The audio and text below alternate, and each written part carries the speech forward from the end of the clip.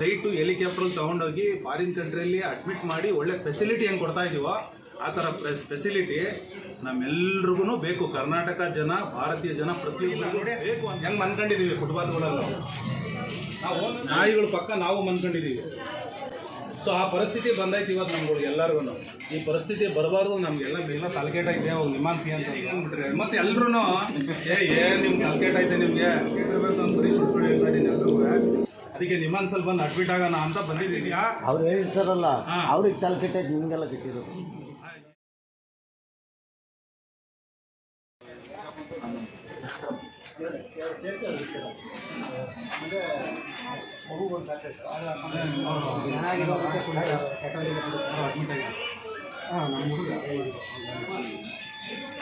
ಬಂದು ನೀವೆಲ್ಲರೂ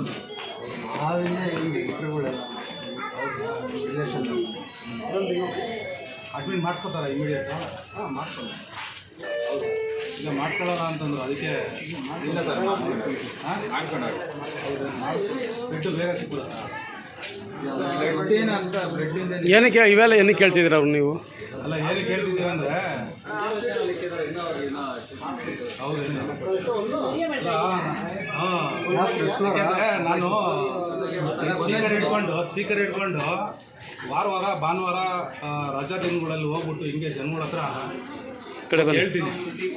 ಏನಂದರೆ ಈಗ ನಾವು ಓಟ್ ಹಾಕ್ಬಿಟ್ಟು ಅವ್ರನ್ನ ನಾವು MLA MP ಗಳನ್ನ ಸಿದ್ದರಾಮಯ್ಯನ ಮೋದಿನ ನಾವು ಆಯ್ಕೆ ಮಾಡ್ಕೊಂಡಿದ್ದೀವಿ. ಅವ್ರು ನಮ್ಮ ಕೆಲಸಗಾರ ಎಲ್ಲ ಅವ್ರ ಮನೆಯಿಂದ ದುಡ್ಡು ತಗೊಂಬಂದ್ಬಿಟ್ಟು ಈ ಆಸ್ಪತ್ರೆಗಳು, ಗೌರ್ಮೆಂಟ್ ಆಸ್ಪತ್ರೆಗಳು, ಗೌರ್ಮೆಂಟ್ ಸ್ಕೂಲ್ಗಳೆಲ್ಲ ಅವ್ರ ಮನೆಯಿಂದ ತಗೊಂಬಂದು ಸೇವೆ ಮಾಡ್ತಾವ್ರ ಅಂತ ಕೇಳಿದೆ. ಭಾನುವಾರ ಹಿಂಗೆ ಅವಾಗ ಹೇಳ್ತೀನಿ ಜನಗಳಿಗೆ. ಅವರೆಲ್ಲ ನಮ್ಮ ನಾಯಕರು ಮಾಡೋದು ಹಾಗೆ ಹೀಗೆ ಅಂತ ಹೇಳ್ಬಿಟ್ಟು ಹೇಳಿದ್ರು. ಅದಕ್ಕೆ ನಿಮಗೆಲ್ಲ ತಲೆಕೆಟ್ಟೈತೆ ಹೋಗಿ ನಿಮಾನ್ಸಿ ಅಂತಂದ್ರು. ಅದಕ್ಕೆ ಅಡ್ಮಿಟ್ ಆಗೋಣ ಅಂತ ಬಂದಿದ್ದೀನಿ. ಯಾಕೆ ಅಂತಂದರೆ ಅವರೆಲ್ಲ ನನಗೆ ಹುಚ್ಚ ನೀನು ಲೂಸು ಅಂತ ಹೇಳಿದ್ರು. ತಲೆ ಸರಿ ಇಲ್ಲ ನಿನಗೆ, ನಿಮಾನ್ಸು ಅಡ್ಮಿಟ್ ಆಗು ಅಂತ ಹೇಳಿದ್ರು. ಅದಕ್ಕೆ ಬಂದಿದ್ದೀನಿ. ಅದಕ್ಕೆ ಇಲ್ಲೂ ನೀವೆಲ್ಲರೂ ಕಾಣಿದ್ರಿ. ಅದಕ್ಕೆ ನಿಮ್ಮೆಲ್ರಿಗೂ ಒಂದು ಸತಿ ಕೇಳೋಣ, ನಿಜವಾಗ್ಲೂ ನಾನು ತಲೆಕೆಟ್ಟೈತೆ ಇಲ್ವಾ, ನಾನು ಕರೆಕ್ಟಾಗಿ ಹೇಳ್ತಾ ಇದ್ದೀನಿ? ಹಾಂ ಅಲ್ಲ, ನೀವು ಕರೆಕ್ಟು ಅಂತಂದರೆ ನಾನು ಅಡ್ಮಿಟ್ ಆಗಲ್ಲ. ನಾನು ಮುಚ್ಚಿಡ್ದಾಯ್ತು ಅಂದರೆ ಖಂಡಿತ ಹೋಗಿ ನಿಮಾನ್ಸಲ್ಲಿ ಇದ್ದೀನಿ, ಇಲ್ಲೇ ಎದುರುಗಡೆ ಅಡ್ಮಿಟ್ ಆಗ್ಬಿಡ್ತೀನಿ ನಾನು. ಅಂದರೆ ನೀವು ಹೇಳ್ದವ್ರನ್ನ ಕರ್ಕೊಂಬಂದು ಏನು ಹಿಂಗೆ ಅಂದ್ಬಿಟ್ರಿ ಮತ್ತೆ ಎಲ್ಲರೂ ಏನು ನಿಮ್ಗೆ ತಲೆಕೆಟ್ ಐತೆ, ನಿಮಗೆ ನೀವು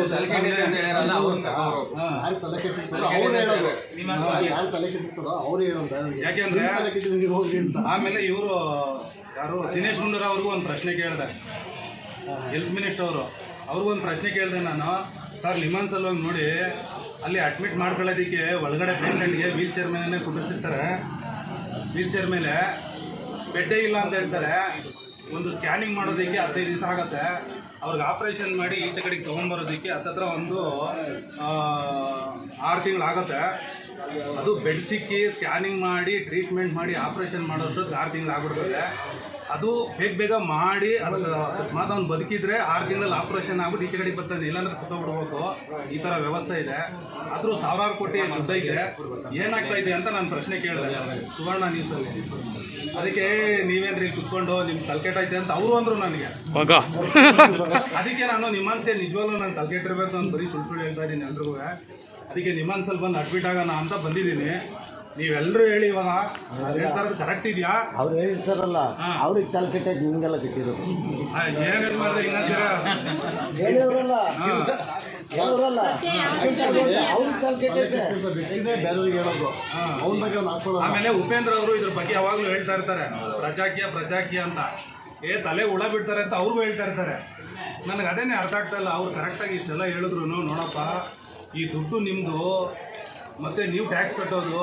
ಇವಾಗ ನೀವು ಎಲ್ಲರೂ ಟೀ ಕುಡಿದ್ರೆ ಟೀ ಕುಡಿಯಲು ಟ್ಯಾಕ್ಸ್ ಕಟ್ಟಿರ್ತೀರಾ, ಟೀ ಕುಡಿಯೋದ್ರಲ್ಲೂ ಟ್ಯಾಕ್ಸ್ ಕಟ್ತೀರಾ. ಇಲ್ಲೊಂದು ಬಿಸ್ಕೆಟ್ ತಗೊಂಡ್ರು ನೋಡಿ ನೀವು, ಅದರಲ್ಲಿ GST, ಅದರಲ್ಲಿ ಇನ್ಕ್ಲೂಡಿಂಗ್ ಆಫ್ ಆಲ್ ಟ್ಯಾಕ್ಸ್ ಅಂತ ಇರುತ್ತೆ. ಈ ಥರ ಇಂಡೈರೆಕ್ಟ್ ಟ್ಯಾಕ್ಸು ಒಬ್ಬ ಸಾಮಾನ್ಯ ಕೂಲಿ ಕೆಲಸ ಮಾಡೋನು 1 ವರ್ಷಕ್ಕೆ ಹತ್ತತ್ರ 1 ಲಕ್ಷ ರೂಪಾಯಿ ಕಟ್ತಾನೆ ಟ್ಯಾಕ್ಸು. ಅರ್ಥ ಆಯ್ತು? ಈ ಥರ ದುಡ್ಡಿಂದನೇ ಸರ್ಕಾರ ನಡೀತಾ ಇರೋದು ಅಂತ ಉಪೇಂದ್ರ ಅವರು ಹೇಳಿದ್ರೆ ಹುಳ ಬಿಡ್ತಾರೆ ಅಂತ ಅವ್ರಿಗೂ ಹೇಳ್ತಾರೆ. ಇದನ್ನ ನಾನು ಹೋಗಿ ಜನಗಳು ಹೇಳ್ತಾ ಇದ್ರು, ಜನನೂ ಬಂದ್ಬಿಟ್ಟು ನನಗೆ ನಿಮ್ಗೇನೋ ತಿಕ್ಲಿಡ್ತಾ ಸರ್, ವಾರನೂ ಬರ್ತಾರೆ, ಸ್ಪೀಕರ್ ಹೇಳ್ಕೊಂಡು ಹುಚ್ಚಿನ ಥರ ಓಡಾಡ್ತಾನೆ ಅಂತ ನನಗಂತಾರೆ. ಜನಗಳು ಈ ಥರ ಹೋಗಿ ಒಳ್ಳೆ ವಿಚಾರಗಳು ಹೇಳಿದ್ರೆ ಅಂತ ನಾನು ಅಂದ್ಕೊಂಡಿದ್ದೀನಿ. ಆದರೆ ಅವ್ರು ನನಗೆ ಹುಚ್ಚ ಹಾಗೆ ಹೀಗೆ ಅಂತ ಹೇಳ್ಬಿಟ್ಟು ನಿಮ್ಮಾನ್ಸ್ಗೋಗಿ ಅಡ್ಮಿಟ್ ಆಗಿ ಅಂತಂದರು. ಸೊ ಫೈನಲಾಗಿ ಹೇಳಿ ಯಜಮಾನ್ರೆ, ಇವಾಗ ಎಲ್ಲರೂ ನೀವು ನಿಜವಾಗ್ಲೂ ಅಡ್ಮಿಟ್ ಆಗಬೇಕಾ, ಇಲ್ಲ ಈ ಥರ ವಿಚಾರಗಳು ಹೇಳ್ಕೊಂಡು ನಾವು ವಿಚಾರಗಳು ಹೇಳ್ಕೊಂಡಿರ್ಬೇಕು ಸರ್. ಪ್ರಜ್ಞಾವಂತರಾಗೋದು ಕರೆಕ್ಟಾ? ಪ್ರಜ್ಞಾವಂತರಾಗಬೇಕು. ಆ್ಯಕ್ಚುಲಿ ವಿಚಾರಧಾರೆಗಳು ನಡೆಸ್ಬಿಟ್ಟು ಪ್ರಜ್ಞಾವಂತರಾಗೋದೇ ಉತ್ತಮ. ಕರೆಕ್ಟು. ಈ ಥರ ವಿಚಾರ ಮಾಡ್ತಾರೆ ಇದ್ರೆ, ಈ ಥರ ವಿಚಾರ ಮಾಡಕ್ ಬರ್ತಾರೆ ಇದ್ರೆ ಅದೇ ನೀವು ಹೇಳ್ದಂಗೆ ಉಚ್ಚರಿಸಬೇಕಾಗುತ್ತೆ, ಆ ಥರ ಮಾಡ್ತಾರೆ. ಸೊ ಇವಾಗ ಹೇಳಿ, ನಿಮಾನ್ಸ್ ಆಸ್ಪತ್ರೆ ನನ್ನ ಅಭಿಪ್ರಾಯ ಹೆಂಗಿರಬೇಕು ಅಂತಂದರೆ, ಸರ್ ಬಂದ ತಕ್ಷಣ ಇಮ್ಮಿಡಿಯೇಟು ಅವ್ರು ಯಾವ ಪೇಷಂಟ್ ಆಗಲಿ ಇಮ್ಮಿಡಿಯೇಟು ಕರೆಕ್ಟಾಗಿ ಚೆಕ್ ಮಾಡಿಬಿಟ್ಟು ಇಮ್ಮಿಡಿಯೇಟ್ ಸ್ಕ್ಯಾನ್ ಮಾಡಿ ಅವ್ರಿಗೆ ಏನು ರೋಗ ಎಲ್ಲ ಆಗ್ಬಿಟ್ಟು 2ನೇ ದಿವಸದಲ್ಲಿ ಅವ್ರಿಗೆ ಟ್ರೀಟ್ಮೆಂಟ್ ಸ್ಟಾರ್ಟ್ ಆಗಬೇಕು ಸರ್. ಯಾವ ಥರ ಟ್ರೀಟ್ಮೆಂಟ್ ಸ್ಟಾರ್ಟ್ ಆಗಬೇಕು? ಯಾವುದೇ ಆಗಲಿ ಯಾವ ಥರ ಅಂತಂದರೆ ನಮ್ಮ ವೀಕ್ಷಕರಿಗೆ ಹೇಳಿ, ಸರ್ಕಾರಿ ಆಸ್ಪತ್ರೆಗೂ ಖಾಸಗಿ ಆಸ್ಪತ್ರೆಗೂ ವ್ಯತ್ಯಾಸ ಇದೆಯಲ್ವಾ? ಹೌದು, ಇದನ್ನೇ ಅದನ್ನ ಹೇಳಿ. ಒಂದು ವಿಡಿಯೋ ಪ್ರಶ್ನೆ ಕೇಳಿದ್ದೀನಿ, ಅದನ್ನು ನಾವು ಇದರಲ್ಲಿ ಲಿಂಕ್ ಹಾಕ್ತೀವಿ. ಆಮೇಲೆ ಇನ್ನೊಂದು ಕ್ಲಿಯರಾಗಿ ಹೇಳ್ಬಿಡ್ತೀನಿ, ನಾವೊಂದು ಪ್ರೈವೇಟ್ ಆಸ್ಪತ್ರೆಗೆ ಹೋದರೆ ಆ ಆಸ್ಪತ್ರೆಯಲ್ಲಿ ಹೋಗಿದ ತಕ್ಷಣ ಎಲ್ಲ ಬಿಲ್ಲು ಎಲ್ಲ ಪಟಾಪಟ್ ಹಾಕ್ಬಿಟ್ಟು ಎಮರ್ಜೆನ್ಸಿಲಿ ಏನೇನು ಬೇಕೋ ಎಲ್ಲ ಮಾಡಿಬಿಟ್ಟು ಅವಾಗ ಸ್ಕ್ಯಾನಿಂಗು ಮಾಡಿಬಿಟ್ಟು 2 ಅವರಲ್ಲಿ ನಿಮಗೆ ಏನು ಅಂತ ರಿಸಲ್ಟ್ ಹೇಳ್ತಾರೆ ಪ್ರೈವೇಟಲ್ಲಿ ಹೇಳ್ತಾರೆ. ಅಂಥ ಆಸ್ಪತ್ರೆಗೆ ಖರ್ಚಾಗೋದು ಒಂದು 100 ಕೋಟಿನೋ 200 ಕೋಟಿನೋ ಅಂಥ ಆಸ್ಪತ್ರೆಗೆ ಖರ್ಚಾಗೋದು. ಆದರೆ ನಮ್ಮ ಸರ್ಕಾರಗಳಲ್ಲಿ 1 ವರ್ಷಕ್ಕೆ, ಬರೀ ಕರ್ನಾಟಕ ಸರ್ಕಾರದಲ್ಲಿ 1 ವರ್ಷಕ್ಕೆ 1000 ಕೋಟಿ ರಿಲೀಸ್ ಆಗ್ತಾ ಇದೆ. 17,000 ಕೋಟಿ 17,000 ಕೋಟಿ 17,000 ಕೋಟಿ ರಿಲೀಸ್ ಆಗ್ತದೆ ಒಂದು ಬಡ್ಜೆಟಲ್ಲಿ. ಆ ಥರದ್ದು ಎಷ್ಟು ಆಸ್ಪತ್ರೆಗಳು ನಾವು ಕಟ್ಬೋದು ಯೋಚನೆ ಮಾಡಿ. ನಾನು 20 ವರ್ಷದ ಮುಂಚೆ ಇದೇ ನಿಮಾನ್ಸ್ ಆಸ್ಪತ್ರೆ, ಈ ಕಡೆ ಎಮರ್ಜೆನ್ಸಿ ಇರಲಿಲ್ಲ, ಆ ಕಡೆ ಇತ್ತು. ನಮ್ಮ ಅಜ್ಜಿನ ಕರ್ಕೊಂಡು ಬಂದಿದ್ರು ಊರಿಂದ, ಅವಾಗ ನಾನು ಬೆಂಗಳೂರಲ್ಲೇ ಇದ್ದೆ. ನಮ್ಮ ಅಜ್ಜಿನ ಕಿಟಕಿಯಲ್ಲಿ ಮಲಗಿಸಿದ್ರು, ಆವಾಗ ಒಳ್ಳೆ ವ್ಯವಸ್ಥೆನೇ ಇರಲಿಲ್ಲ, ಗೊತ್ತಾಯ್ತಾ? ಇವಾಗಾದ್ರೂ ವೀಲ್ ಚೇರ್ ಮೇಲೆ ಕೊಡ್ರೆ ಸರ್, ಅವಾಗ ಅಷ್ಟೊಂದು ವ್ಯವಸ್ಥೆ ಇರಲಿಲ್ಲ. ಸೊ ಇವಾಗ ಹೇಳಿ, ಇಷ್ಟೊಂದು 1000 ಕೋಟಿ ರೂಪಾಯಿಗೆ ನಾವೆಲ್ಲರೂ ಲೆಕ್ಕ ಕೇಳ್ಬೇಕಾ ಹೇಳ್ಬೇಕು. ನಮ್ಮ ದುಡ್ಡು ಅಲ್ವ ಸರ್, ನಮ್ಮದೇ ದುಡ್ಡು ಅದು. ಇವಾಗ ಹೇಳಿ, ನನಗೆ ದಿನೇಶ್ ಗುಂಡೂರಾವ್ ಆಗಲಿ, ಸಿದ್ದರಾಮಯ್ಯ ಅವರಾಗಲಿ ಅಥವಾ ಮೋದಿಯವರಾಗಲಿ ನಮ್ಗೆ ನಾಯಕರ ಅಥವಾ ನಮ್ಮ ತೆರಿಗೆ ಹಣದಲ್ಲಿ ಸಂಬಳ ತಗೊಂಡು ಕೆಲಸ ಮಾಡೋ ಕಾರ್ಮಿಕರ, ನಮ್ಮ ಸೇವಕರು. ಈಗ ಇನ್ನೊಂದು ಪ್ರಶ್ನೆ ಹೇಳ್ತೀನಿ. ಅವರು ಮನೆಯಿಂದ ತಗೊಂಬಂದು, ದಿನೇಶ್ ಗುಂಡೂರಾವ್ ಆಗಲಿ, ಸಿದ್ದರಾಮಯ್ಯ ಆಗಲಿ, ಮೋದಿ ಆಗಲಿ ಮನೆಯಿಂದ ತಗೊಂಬಂದು ಸೇವೆ ಮಾಡ್ತಾರ ಅಥವಾ ನಮ್ಮ ತೆರಿಗೆ ಹಣದಲ್ಲಿ ನಾವು ಓಟ್ ಹಾಕಿ ಕೆಲ್ಸಕ್ಕೆ ಇಟ್ಕೊಂಡಿರೋದ? ಅಲ್ವಾ? ಸೊ ಸೇವೆ ಯಾರನ್ನು ಫ್ರೀಯಾಗಿ ಮಾಡಿದ್ರೆ ಸೇವೆ ಆಗುತ್ತೆ ಸರ್. ಯಾವುದೇ ಕಾರಣಕ್ಕೂ ಫ್ರೀ ಮಾಡ್ತಾ ಇಲ್ಲ ಅವರು. ಮೋದಿಗೆ ಒಳ್ಳೆ ಸೆಕ್ಯೂರಿಟಿಗೆ 1000 ಕೋಟಿ ರೂಪಾಯಿ ಖರ್ಚಾಗ್ತಾ ಇದೆ, ಸಿದ್ದರಾಮಯ್ಯನಿಗೆ ಸೆಕ್ಯೂರಿಟಿ ಖರ್ಚಾಗ್ತಾ ಇದೆ, ಸಂಬಳಗಳು ಕೊಡ್ತಾ ಇದ್ದೀವಿ, ಮರ್ಯಾದೆನೂ ಕೊಡ್ತಾ ಇದ್ದೀವಿ, ಒಳ್ಳೊಳ್ಳೆ ಫೆಸಿಲಿಟಿನೂ ಅವ್ರಿಗೆಲ್ಲರಿಗೂ ಕೊಡ್ತಾ ಇದ್ದೀವಿ. ಆಮೇಲೆ ಆ ಥರ ಫೆಸಿಲಿಟಿ ಓನರ್ಗಳಿಗಿಲ್ಲ ನೋಡಿ. ಹೆಂಗೆ ಅನ್ಕೊಂಡಿದ್ದೀವಿ ಫುಟ್ಪಾತ್ಗಳಲ್ಲಿ ನಾವು ಓನರ್ಗಳು, ನಾವು ಟ್ಯಾಕ್ಸ್ ಓನರ್ಗಳು ನಾವು ನೋಡಿ. ನಾವೆಲ್ಲ ಹೆಂಗೆ ಅನ್ಕೊಂಡಿದ್ದೀವಿ, ಫುಟ್ಪಾತ್ಗಳಲ್ಲಿ ಎಲ್ಲಿ ಜಾಗ ಸಿಗುತ್ತೋ ಅಲ್ಲಿ ಒಂದು ಸ್ವಲ್ಪ ಜಾಗ ಸಿಕ್ಕಿದ್ರೆ ಸಾಕು, ಒಂದು ಚಾಪೆ ಹಾಸ್ಕೊಂಡು ಮನ್ಕೊಂತ ಇದ್ದೀವಿ. ಇನ್ನೊಂದು ಉದಾಹರಣೆ ಕೊಡಿ. ಹೇಳಿ. ಕಳೆದ ಬಾರಿ ನಮ್ಮ ಯಾರು ನಮ್ಮ ನಾಯಕರು ಅಂತ ಆಯ್ಕೆ ಮಾಡಿದ್ದೀವೋ ಅವ್ರಿಗೊಂದು ಹುಷಾರಿಲ್ಲ ಅಂತಂದ ತಕ್ಷಣವೇ ಫ್ಲೈಟ್ ಅರೇಂಜ್ ಮಾಡ್ತಾರೆ ಅಲ್ವಾ, ಹೊರದೇಶಕ್ಕೆ ಕರ್ಕೊಂಡು ಹೋಗ್ತಾರೆ. ಬಟ್ ನಮಗೆ ಬೆಡ್ ಸಿಗಲ್ಲ ಇಲ್ಲಿ, ಅಲ್ವಾ?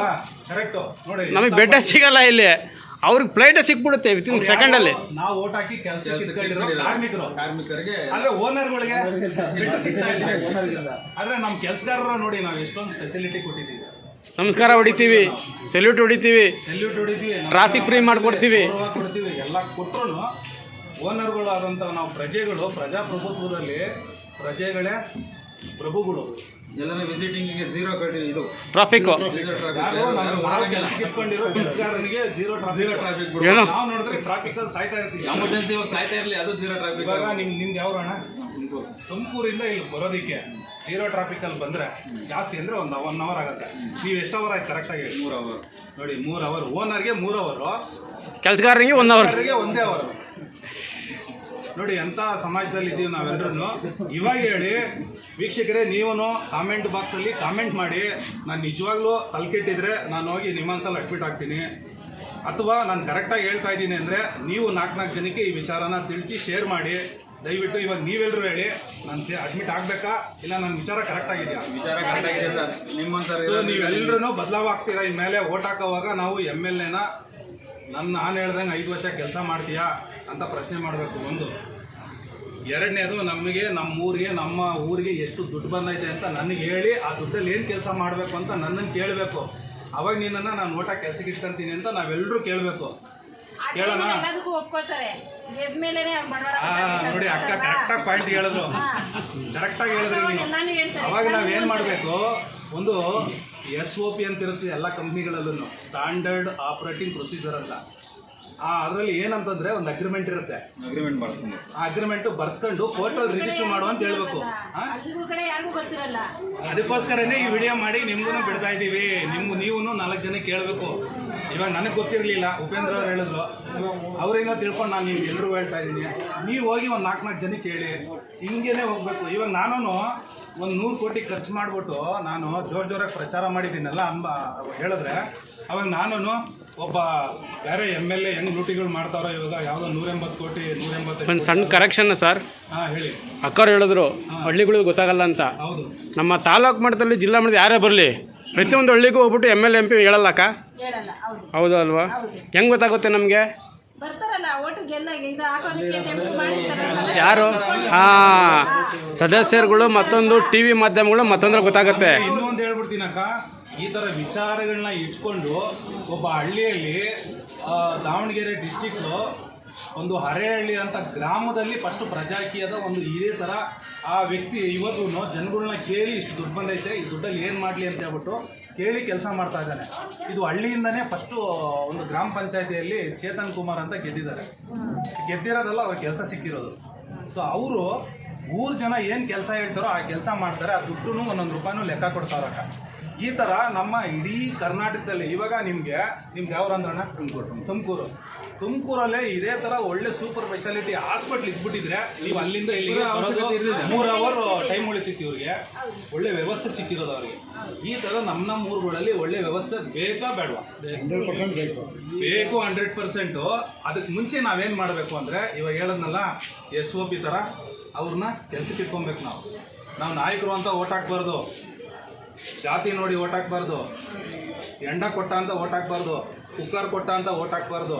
2,000 ರೂಪಾಯಿ ಓಟಿನ ಹಿಂದಿನ ದಿವಸ 2,000 ರೂಪಾಯಿ ಕೊಟ್ಟ ಅಂತ ಓಟ್ ಹಾಕಿದ್ರೆ ನೋಡಿ, ಇಲ್ಲಿ ಬಂದ್ಬಿಟ್ಟು ನಾವು ನೋಡಿ ಫುಟ್ಪಾತಲ್ಲಿ ನಾವು ನೋಡಿ ಪಾಪ ನಾಯಿಗಳು ಪಕ್ಕ ನಾವು ಮನ್ಕೊಂಡಿದ್ದೀವಿ.